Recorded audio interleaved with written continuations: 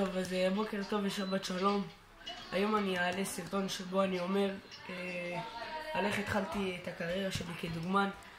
אני מדבר על החיסרון ומה היתרון בלהיות מפורסם מגיל מאוד קטן. אצלי זה התחיל מגיל 5.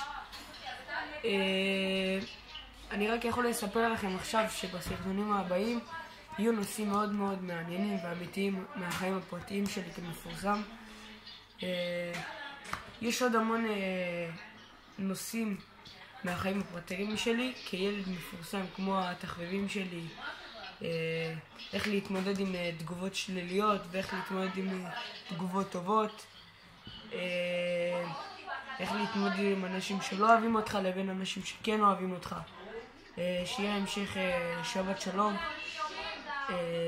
אני אעלה את הסרטון שבו אני מדבר ואומר על איך התחלתי. שיהיה המשך יום טוב, והסרטון יעלה בהמשך היום. שיהיה שבת שלום. ביי, אוהב אתכם המון.